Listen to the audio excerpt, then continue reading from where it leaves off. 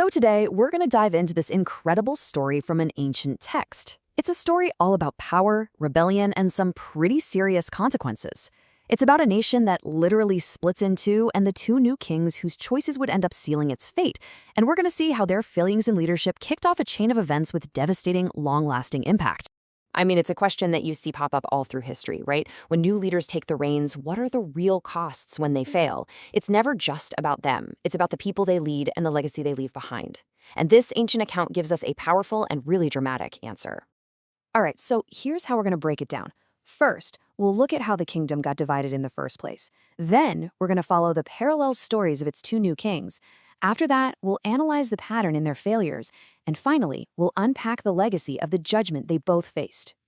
Okay, so let's set the scene. Our story kicks off at a moment of huge national crisis. The Kingdom of Israel, which used to be this one big, unified nation, has just fractured. It's split right down the middle. And in its place, two new kingdoms pop up, each with a new king staring down a very different future. So, meet our two main players. On one side, you've got this guy, Jeroboam. He was actually chosen by God to rule the new northern kingdom, Israel.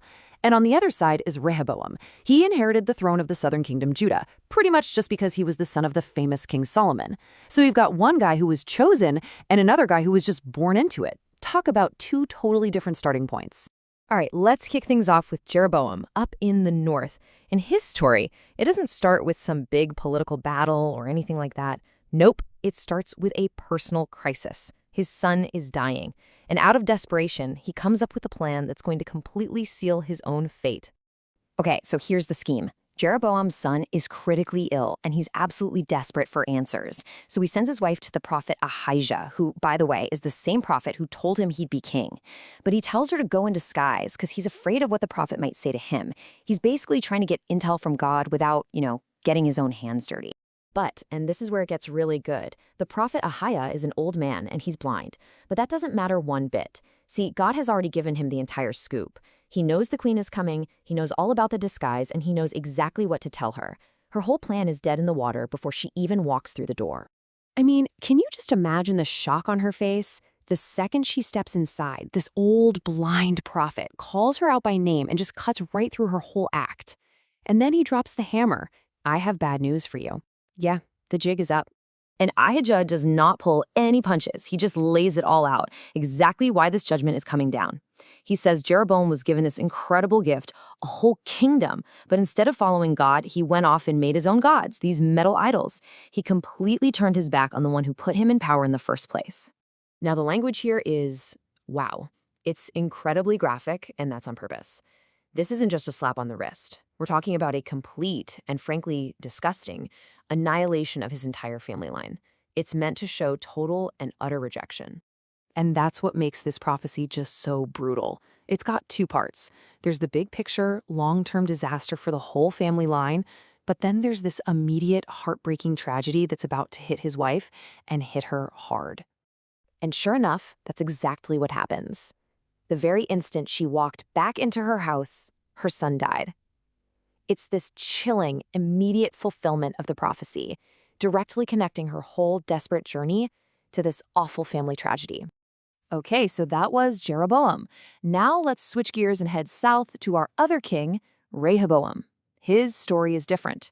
It's not a single dramatic showdown.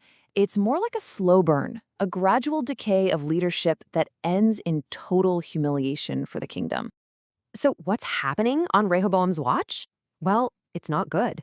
His kingdom, Judah, just dives headfirst into all the practices they were warned to stay away from. All of a sudden, you start seeing pagan shrines, these sacred stones, and Asherah poles, all symbols of foreign gods, popping up all over the place. He pretty much let the whole spiritual life of the kingdom go completely off the rails. So for all this disobedience, the consequence isn't a prophet with a grim warning. Nope. It's an entire army at the gates. Just 5 years into Rehoboam's reign, the king of Egypt comes marching in and attacks the capital city, Jerusalem itself. So the Egyptian king ransacks the place, and he takes everything, including these amazing solid gold shields that King Solomon had made. And Rehoboam's solution? He makes cheap bronze copies to replace them. And this one move, replacing gold with bronze, it's like the perfect metaphor for his entire reign, isn't it? He inherited a kingdom of gold, and left behind one of bronze. Okay, so we've got these two stories, Jeroboam's and Rehoboam's. Let's step back for a second and see what they have in common, because there's a definite pattern here. Yeah, when you lay it all out like this, the pattern just jumps right out at you. You've got Jeroboam in the north, right? His sin was active. He went out and made new gods, these metal idols. And his judgment was personal and brutal. His family was destroyed. Then you have Rehoboam in the south. His sin was passive. He just let all the pagan stuff happen. And his judgment was national. The whole kingdom was attacked and lost its treasures. And that, right there, is the main takeaway. It didn't matter if it was active rebellion like Jeroboam's or just lazy neglect like Rehoboam's. The end result was exactly the same. Both of these kings led their people away from their God, and both of them faced disaster because of it. So what's the long-term damage here? Because their decisions didn't just impact them personally, they sent their entire kingdoms down these terrible new paths. And you know, the prophet Ahijah actually called this way back. He literally said that because of Jeroboam's sin, the whole nation of Israel would be ripped up from its roots and scattered. Jeroboam created this toxic pattern that centuries down the road led to the complete destruction and exile of the northern kingdom. And what about Rehoboam's legacy? Well, he left his kingdom poorer in every sense of the word, literally trading gold for bronze, and leaving behind this spiritual rot and decay that would plague the southern kingdom for generations to come. You know, when you think about it, these two guys couldn't have started from more different places. Rehoboam inherited a golden empire. Jeroboam was basically given a kingdom out of nothing. But in the end, none of that mattered. What mattered were the choices they made. And it leaves you with a pretty big question, doesn't it?